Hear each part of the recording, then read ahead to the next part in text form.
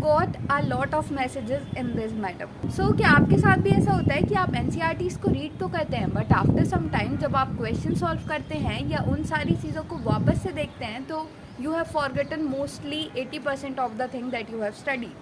Hello everyone, this is Sakshi. I'm a first year BSc Nursing student at GMC Bhopal.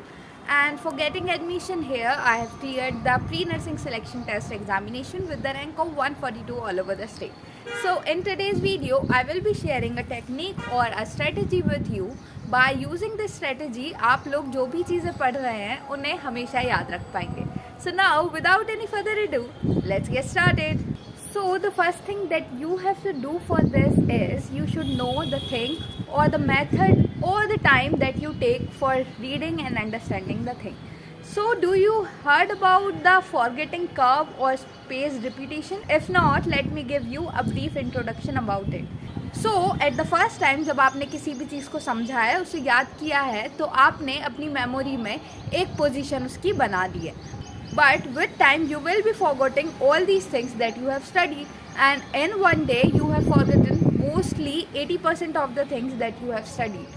So अगर आपने ये forgetting curve को बीच में disrupt कर दिया है और वापस से second day उस सारी चीज़ को फिर से revise कर लिया है, then what happens is कि आपने वो forgetting curve को disrupt किया है और वापस से उस चीज़ को याद कर लिया है या समझ लिया है. आफ्टर दैट अगर वो फिर से डिके होना स्टार्ट होगा एंड आफ्टर दैट अगर आपने 3 या 4 दिन में वापस से वो चीज़ को रिवाइज किया, you have again disrupted the forgetting curve. And like this अगर आपने एक वीक बाद वो सारी चीज़ें रिवाइज की, then you have space the time to 1 month and then you have revised all these things to 3 months. So now what happens is that you have disturbing the forgetting curve, and because of this you have doing the because of this you are doing the spaced repetition techniques, because of which जितनी बार आप एक particular time interval के बाद वो सारी चीज़ों को revise करेंगे, उतनी बार वो सारी चीज़ें आपके ब्रेन में बहुत स्ट्रांगली रिटेन होती जाएंगी. So what you can do is, जैसे कि आज आपने एक चैप्टर को रीड किया है, तो आपको सोने से पहले एक बार वो सारी चीज़ों को रिवाइज करना है. Then for the next day आप सबसे पहले उठने के बाद यही काम करेंगे कि आपने जो चीज़ें रात में पढ़ी हैं वो सारी चीज़ें रिवाइज करें. After that what you can do is 2 या 3 दिन बाद आपको एक स्पेस रिपीटिशन या फिर रिवीजन का टाइम टेबल फॉर्म करना है, इन विच आपको हर पर्टिकुलर थिंग, मतलब कि जो आपने परसों चीज़ पढ़ी है वो आप आज रिवाइज करेंगे, जो आपने कल चीज़ पढ़ी है वो आप 2 दिन बाद रिवाइज करेंगे. सो ऐसे करके आपको दिन का 1 घंटा रिवीजन के लिए देना है. And by doing this you will be thinking and you will be seeing that you are not forgetting everything that you have studied.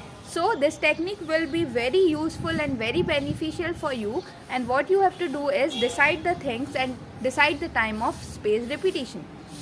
So by using this thing आपको कोई भी चीज़ रटनी नहीं पड़ेगी और सारी चीज़ें जो आपने समझी हैं you will be able to retain all the information in your brain. So now what is the thing or how you can use the spaced repetition technique or disrupt the forgetting curve? That is by using the flashcard methods, the flowchart method, and by revising it again and again. And for doing this what you can do is आपको 4 envelope form करने हैं, and in envelope में आपको एक name देना है for revision for 1 day. The next envelope will be revising the thing in 3 days. The next envelope will be, or the third envelope will be revising the whole thing into 7 days, and lastly for 1 month and 3 months. And like this you can go on about the things or about the envelope. So now what you have to do is you have to make or some flashcard like things कि आपको एक paper को cut करना है, उसमें कोई भी question लिखना है, प्लस उसके पीछे आप उसका आंसर लिख सकते हैं. So now what you have to do is कि जो भी चीज़ें आपने आज पढ़ी हैं आप उनको उन सारी चीज़ों के क्वेश्चन फॉर्म करिए और उस एनवेलप में डाल दीजिए. आफ्टर आ टाइम जब आप नेक्स्ट डे वो सारी चीज़ों को रिवाइज करते हैं तो जो आंसर आप सही दे पाते हैं आप उन फ्लैश कार्ड्स या उन पेजेस को अपने नेक्स्ट कॉलम में प्लेस कीजिए और वापस से जो क्वेश्चन गलत होते हैं उन्हें फर्स्ट कॉलम में ही रहने दीजिए.